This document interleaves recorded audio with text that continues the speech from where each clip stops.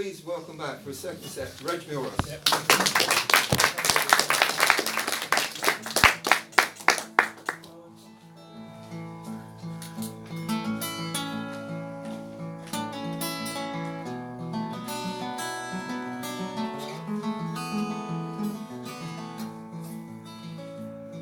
Poor Lizzie loved the highwayman.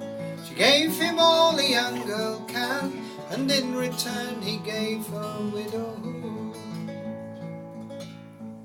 From the bell at Hempstead born to trade, the butcher's axe and a butcher's blade, and his childhood bride the picture made complete. But Lizzie's mother understood that boy would come to nothing good.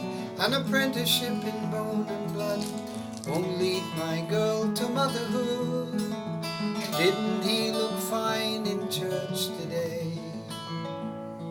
In his buckled boots, and his fustian coat, and his feathers blue and grey. Young Richard joined the Gregories, all Essex boys the lowest thieves. They robbed both rich and poor for greed and gain. They broke into their homes at night, regardless of their means or might.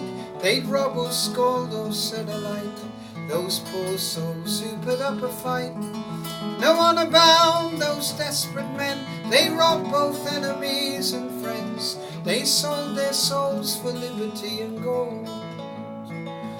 Lizzie's dreams of home gave way to cold nights in a forest cave, to a husband who she couldn't keep, who killed his friend and ran away.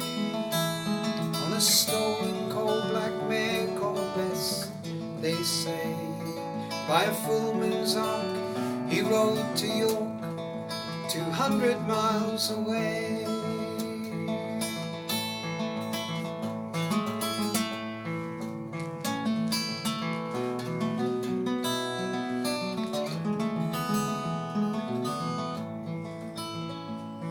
With a bounty high he changed his name. He robbed the deer and the horse and game, and left his father to take the blame to jail. So one day the landlord's bird he blew. The landlord cried, "Dick, I know you." And again the drunk his pistol drew, saying, "Let me charge and I'll shoot you too." From his prison cell he sent a note to his brother, and inside he wrote, "Find men who'll stand good witness to my name." But he wouldn't pay the postage due. The letter fell to one who knew the writing of the one whose fame had brought the Turpin house to shame. But didn't he look fine in court today? In his buckled boots, and his fustian coat, and his feathers blue and grey. Dick Turpin paid 5 men to mourn. In new coat and shoes stepped out at dawn. Like a gentleman he bowed along the way. He stepped up to the hangman's gate and felt his leg begin to shake. He stamped the fear, and with his friend the hangman half an hour he spent. And with a proud and noble air he leapt from that 3-legged mare, and for a while he dangled free, his feathers kissed by morning air. But mother, didn't he swing well today? In his buckled boots, and his fustian coat, and his feathers blue and grey.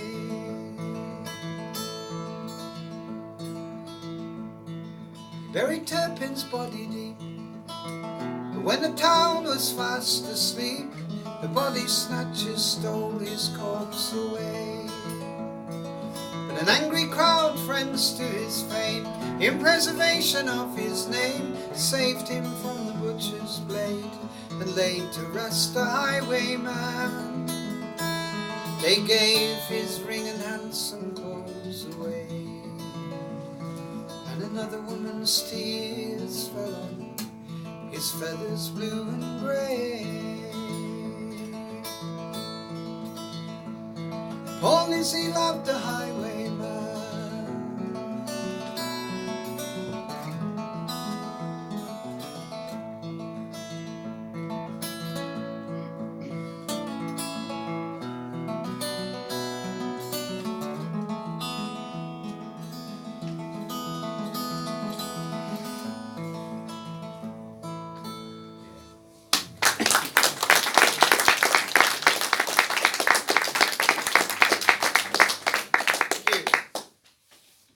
Pete mentioned Utor Phillips there, and somebody I can't recommend enough.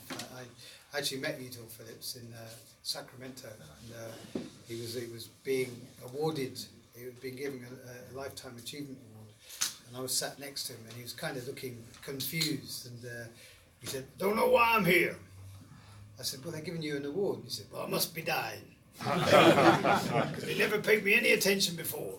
And he said he was from he was very, very, very funny. His recordings are really, really funny. And one of the few times I've actually been on my own in the car, 3 o'clock in the morning, killing myself with laughter, trying to concentrate on the road. And he said he's from a small town in Utah, where a small progressive town, hippie town, with vegans and vegetarians all over the place. And he said it's the only place with a church where they have gluten-free, wheat-free communion wafers, so the congregation could say, "I can't believe it's not Jesus."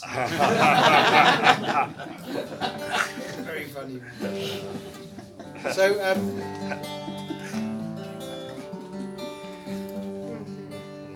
this is a request from Tom.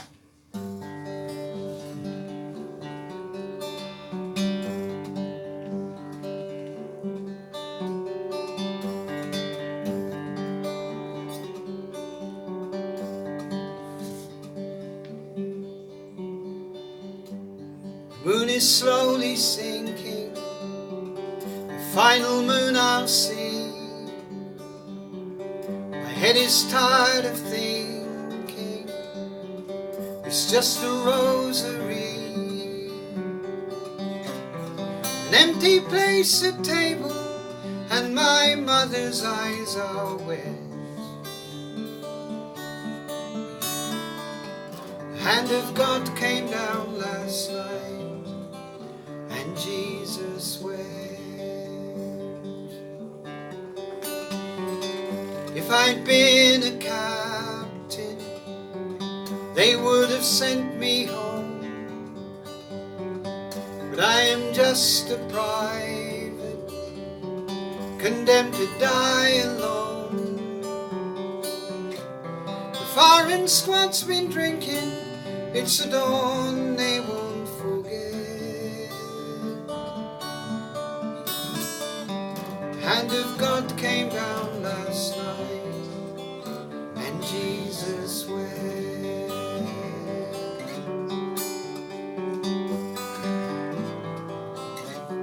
Sound the drum for their young precious years, but no glory will shine on my poor mother's tears.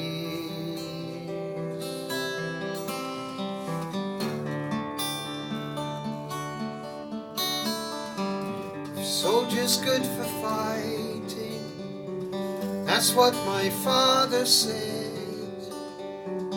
But if the man's not fighting, he might as well be dead. Shame has drawn the curtains, and the neighbours won't forget. Hand of God came down last night, and Jesus wept.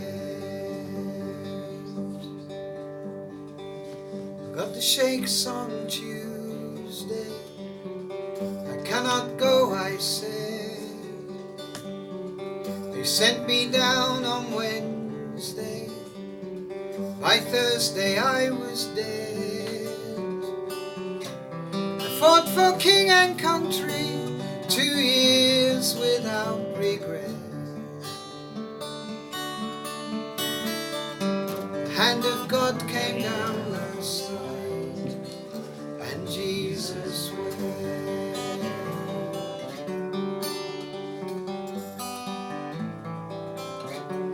We all fall in the cause of the free.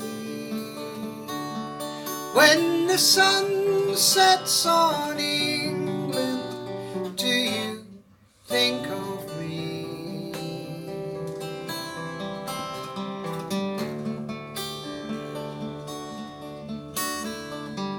And unmarked graves in Flanders lie 300 boys and men, killed, unloved and frightened by those they thought were friends. A nation's guilty secret is this generation's dead. The hand of God came down last night and Jesus wept. The hand of God came down last night and Jesus wept.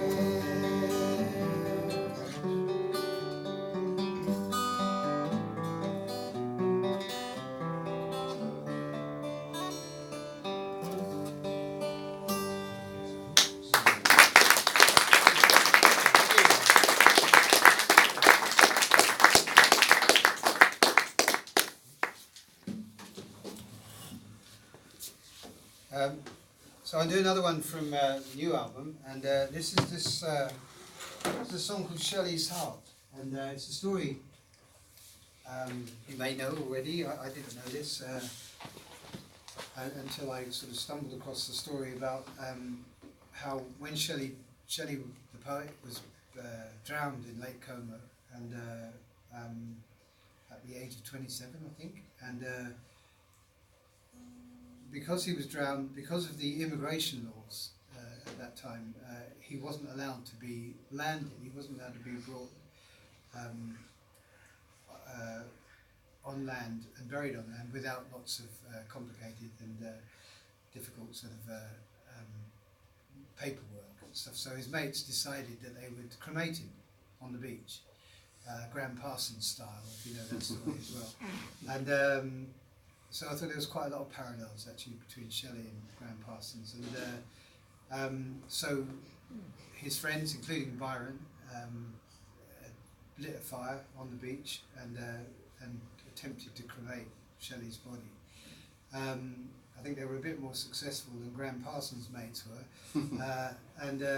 but while the body was burning, one of them, Trelawney, noticed that what appeared to be the heart was still beating. So he gathered up the heart and he gave it to Mary, author of Frankenstein and Shelley's wife. And Mary took the heart back to England, brought it back to England, to Bournemouth, and where she kept it apparently on her desk up until her death. And the heart was eventually buried with Shelley's son. Now, shortly after this phenomena, the New York Times called in a scientist to sort of try and explain what had been going on with his heart, and he came to the conclusion that it was probably a liver that Mary had on her desk for 30 years, because her heart wouldn't react in that way, but nevertheless she thought it was the heart, and that's the main thing. So this is the song.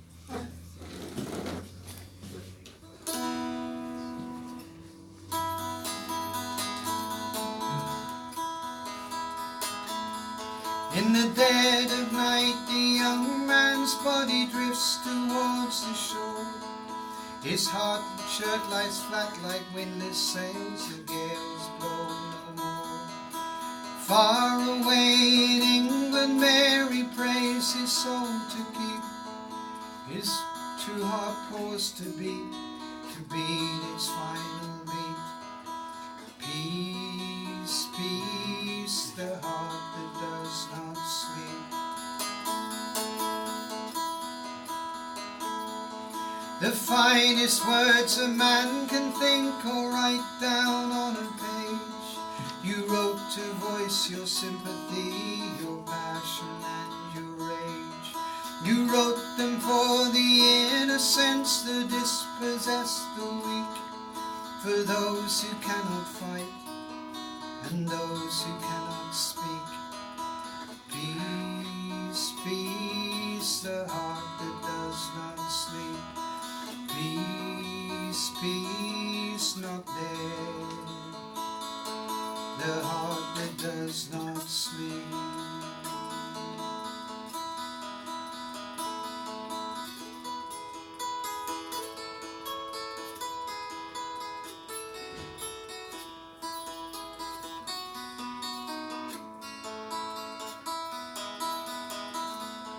Your friends stand on the moonlit beach beside the funeral pyre, where your youthful beauty turns to smoke, your fire turns to fire.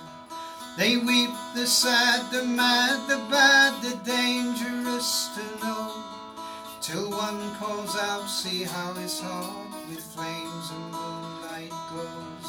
They swear they see the fiery blood run free. Your heart still beats for me. Peace, peace, the heart that does not sleep. Peace, peace, not there. The heart that does not sleep.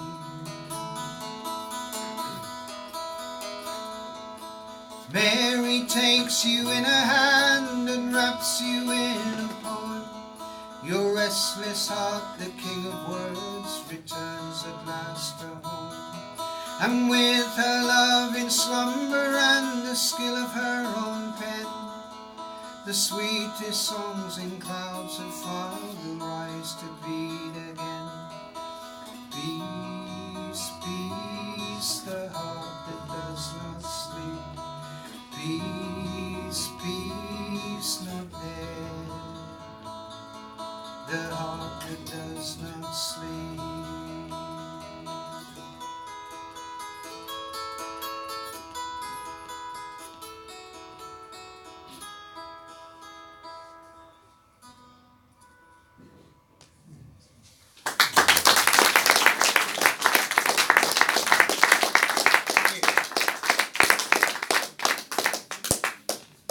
It's a true story, folks.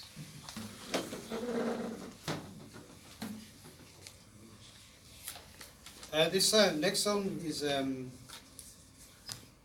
is a song about two heroes of mine: the Welsh poet Dylan Thomas and the American songwriter Hank Williams. And I was reading about Dylan, and I realised that Hank and Dylan died within a year of each other. Hank, New Year's Eve 1952, and Dylan, November 1953. And I thought, well, wouldn't it have been remarkable if they'd met, preferably in a bar, both of them being champion drinkers. Dylan's last words apparently in the White Horse Hotel in New York were, I've just drunk 18 straight whiskies, I think it might be a record. Hank, of course, died, had lifelong trouble with drink and drugs, and died in the back of a car on the way to a gig in Canton, Ohio. And so I wrote this song where they meet in a bar in Alabama. So now they have. That's how folk music works, and history, apparently. So I've been to Hank's grave, which is in Montgomery, Alabama. Massive, great big 12-foot marble mausoleum with Hank on one side and Audrey, his then estranged wife, on the other. Equal billing in death. Well done, Audrey. And for the last couple of years I've been invited to go and play at Bloom's Hotel, which is Bloom's is in Larne, down in South Wales, where Dylan spent the last few years of his life, and Bloom's where he spent most of his drinking time. So it was I'd like to say it was a great gig, but it wasn't really. It was Wales on a Sunday afternoon. But nothing wrong with Wales, but it looks like they've been started. They started about 3 days before I got there, and but I got to play in the snug there with pictures of Dylan and his widow Catelyn, and the promoter took me out to visit Dylan's grave, which in contrast to Hank's is just a very simple wooden cross with Dylan on one side and Catelyn on the other, and. He told me this story about the poet's return to Wales after having died in New York. And I've told this story a few times now, and I've actually told it unknowingly to the son of Dylan's executor, who came and put me right on a few facts, so this is absolutely true. Dylan died in New York. His body was being returned by boat to Portsmouth, so it fell to Catelyn there being no welcoming committee, or there was no. Dylan wasn't such a big deal at the time of his death. So Catelyn, who didn't drive, it was down to her to actually fetch the body back from Portsmouth. But she had a friend in the village who had a Meuross Traveller, the half-timbered Tudor car. With, every Meuross Traveller I've ever seen, the back handles don't work. So a bit of a dodgy motor. And not only that, he doubted. He said, well, "Of course I'll come and pick up the poet, but I don't know if a coffin will actually go in the back of a Meuross Traveller, so it might not be a good idea if we get there and can't bring it." So, let's get the undertaker. So they called in the undertaker, Evans the Death. Now check this. So I played in Llantrison in Wales, and I said, "Would this be right?" They said, "Yes, it's traditional in Wales to name yourself after your occupation." And so, in fact, our local undertaker is called Preen the Dead. Maybe a name or an instruction, I'm not sure. And I recently did a gig where a guy came up to me and said that the small town where he was from in Wales, their undertaker was called Griff the Stiff. And there's also a Jones the Bones. They're all there. So Evans the Death, who prided himself on never having buried east of Carmarthen, shines up the hearse, and off they set on convoy down to Portsmouth. And the first thing they find out is that Dylan has been returned in an American coffin, which is considerably bigger than an English or Welsh coffin, so it won't go in the back. So they take the handles off, still won't go in, so eventually Evans the Death will take the windows out. So they take the windows out of the back of the coffin, finally manage to squeeze the coffin into the back of the hearse. At which point Catelyn, so overcome with grief, decides she needs to go on a 2-day pub crawl back to Wales. So off they set in the Meuross Traveller, Evans the Death following close behind, wind going through his hair, and stopping at every pub. And this is pre-motorway days, so of course there's a pub every 300 yards. Beer and a tear, and drive on a bit further, beer and a tear, so on up the road. Eventually, they're sitting there having a drink, and they realise that Evans the Death has disappeared, nowhere to be seen. So they say, "Oh, well, never mind, we'll have another beer and he'll catch up." But he doesn't. And so they call the police. And the police eventually manage to find Evans the Death just outside of Exeter. Now, I know your geography's like, but we have Portsmouth, Exeter, Wales. So when they ask Evans how he managed to get so far off, of course, he replies, "Bloody hell, man, nobody told me the country forked." And then the story goes on. I won't bore you with the whole thing now, but they get to if you go to if you go to Brown's Hotel in Larne, and you stand up at the window looking out on the street, just across the road to your right is Dylan's father's house, where Dylan was laid out, or would lay in state. Does a common person lay in state? No, I don't know, but anyway, where he was laid. But they couldn't apparently get this giant American coffin through the door, so they eventually they had to take the bricks out of the window, and they managed to get him most of the way in, and for some period of time, Dylan, the great poet, was lying with his head on the pavement, and you can actually see where they've taken the bricks out. So it goes on. So anyway, this is a song I wrote, and it's called "Leaving Alabama," and it has a bit of a chorus. So do join in when it becomes evident.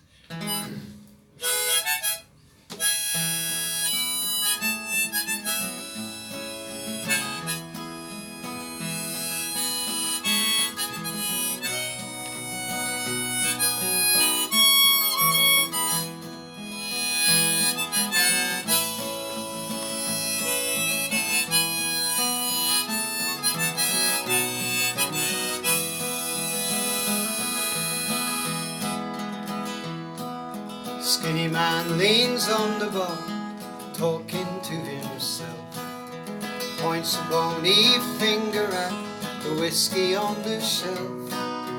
"Fill her up," he says, "looks like you and me tonight, 'cause I'm leaving Alabama, leaving Alabama, yes, I'm leaving Alabama in the morning light."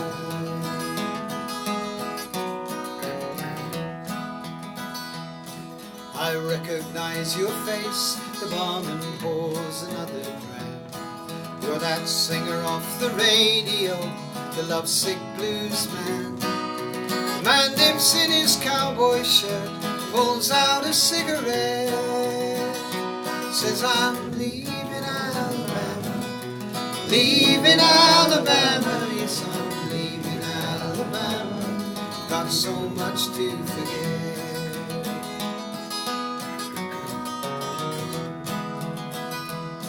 Just then the bar door opens, the Welshman stumbles in. He says, can someone tell me what time the show begins? The barman eyes a skinny man, but he just turns away. Says, I'm leaving Alabama, leaving Alabama, yes, I'm leaving Alabama, there'll be no show today.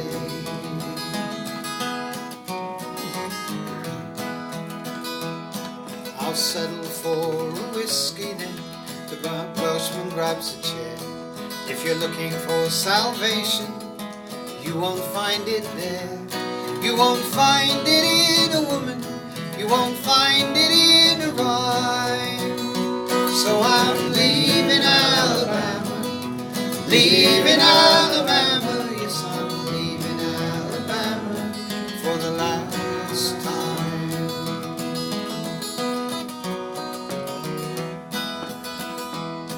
Man says, my name's Hank Williams, or Mr. Lovesick Blues. You sound just like that poet I heard on the evening news. Man says, my name is Dylan, but I never wrote a song. If you're leaving Alabama, leaving Alabama, if you're leaving Alabama, will you tell me what went wrong?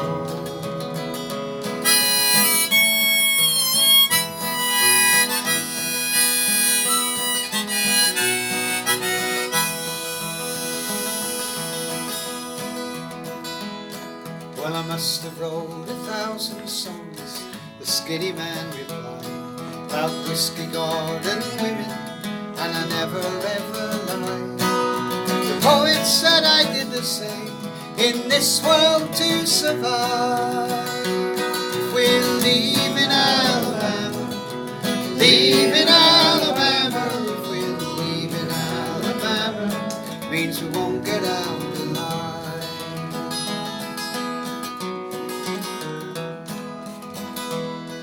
They talked and drank the whiskey, Dylan boasted 16th Street.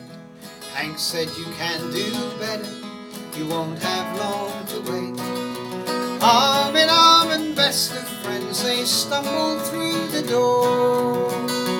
They were leaving Alabama, leaving Alabama, they were leaving Alabama, and the barman swept the floor. Leaving Alabama, leaving Alabama, they were leaving Alabama, and the barman closed the door.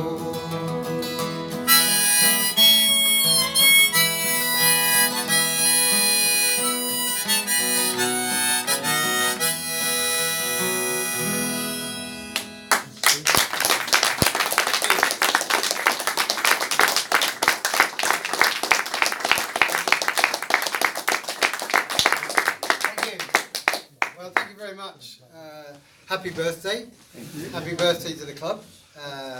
What a great treat. I'm your birthday present, apparently. Thanks a lot for coming out. Thanks for listening. Thanks for staying. That's an important thing. Thanks to Pete for inviting me, and to everybody who works here. And do tell your mates, because I think I'm in the area a bit yes. over the next few weeks. I think I'm in Redbourne at the end of the month. Mm-hmm. And is that it? I'm not doing Cheshire, am I? Not this time. Not this autumn.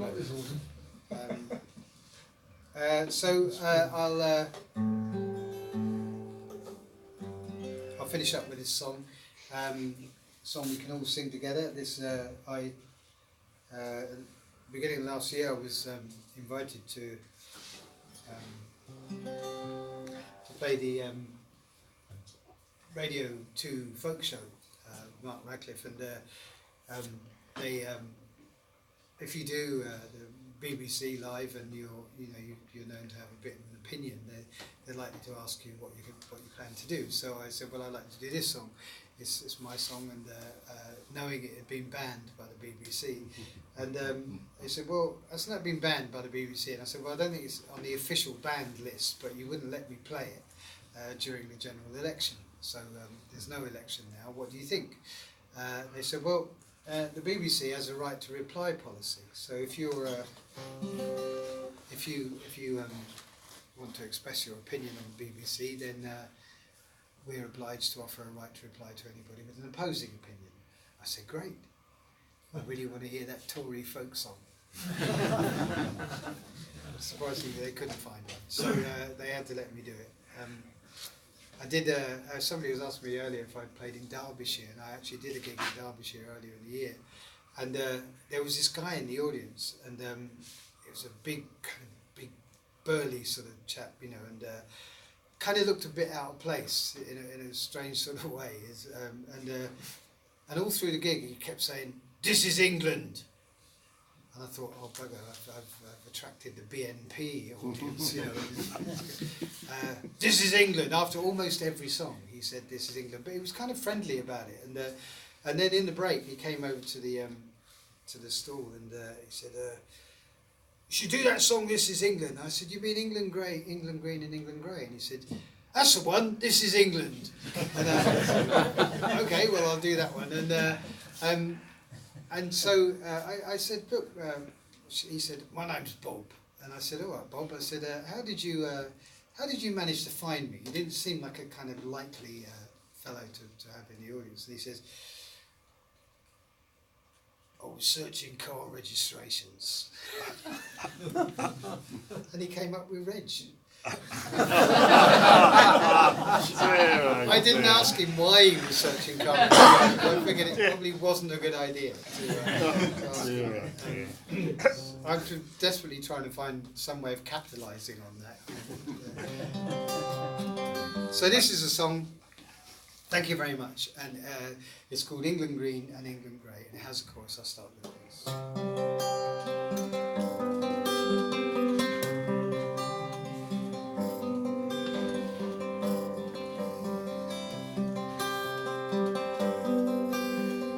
England green and England grey, look out on a summer's day, to all things bright and fair and gay, to my home, my love, my England.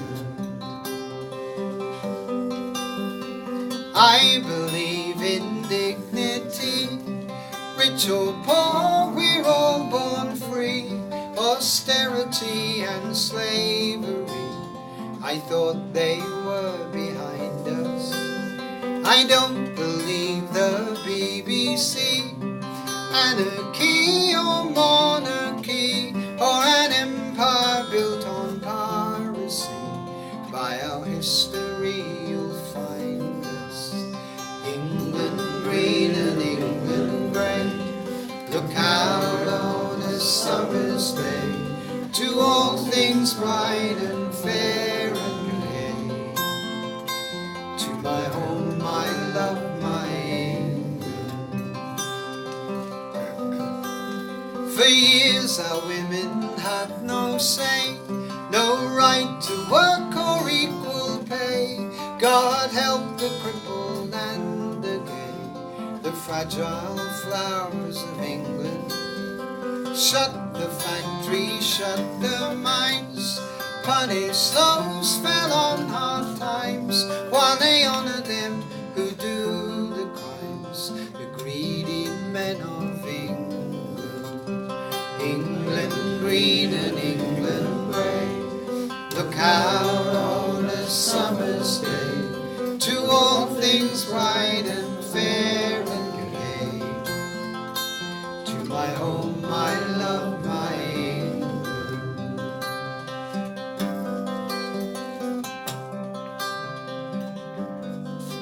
How can a man respect a man who sells his house and steals his land and takes the wages from his hand to pay his own expenses. The NHS, our England's jewel, is bartered by Westminster's fool to justify his public school and military defences. England green and England grey, look out on a summer's day to all things bright and fair and gay. To my home, my love, my England. Sing the songs of old John Bull, Cecil Sharp and John and Paul. Come English folk, come one and all, to the sweet songs of our England. Take my hand and walk with me down the back roads to the sea, where in spite of all we'll both agree there is none so sweet as England. England green and England grey, look out on a summer's day to all things bright and fair and gay. To my home, my love, my England.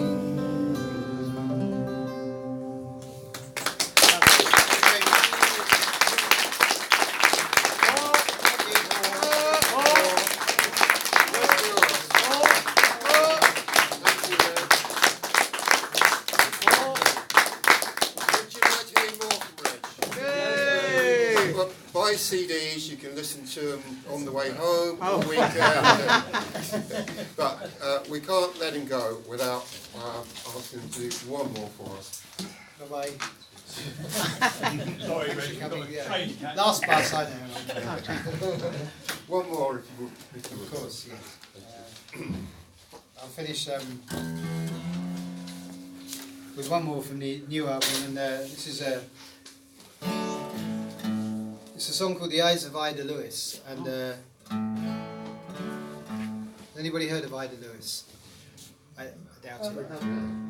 Ida Lewis, the reason I ask is because Ida was at the turn of the 19th to 20th century, she was known as the most famous woman in America. And actually, a couple of weeks ago, I was in New York and I asked the same question, and nobody had heard of her there either. So I figured it's time that Ida got a bit of a heads up. Famous for saving so many lives from the Rhode Island lighthouse, and where she spent 60 years as a lighthouse keeper. So this is her song. This has a bit of a chorus too. I'll start with the chorus. Do join in. Oh, Ida Rose, row me to your light.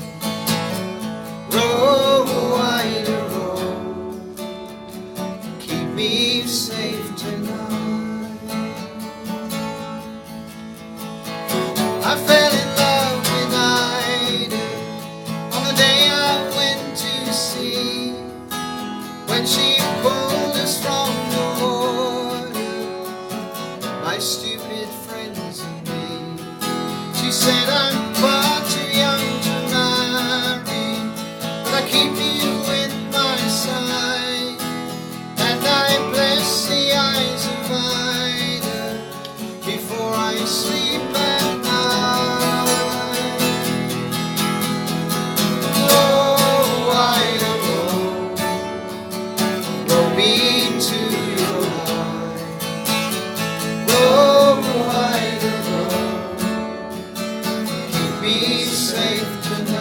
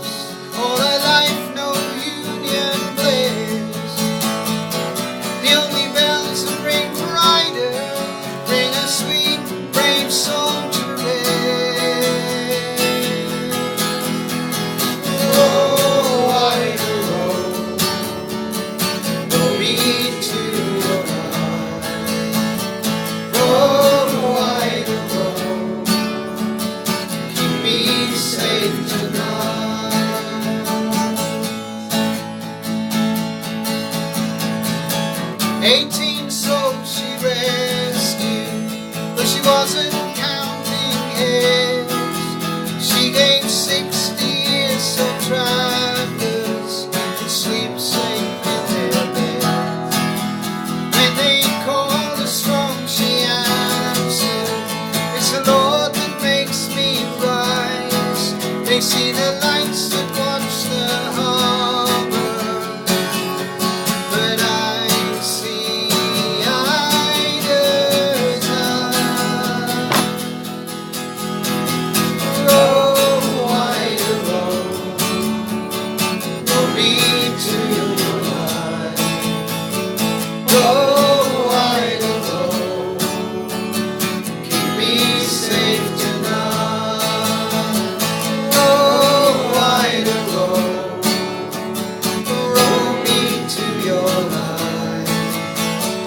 Row, Ida, row, keep me safe tonight. Very good.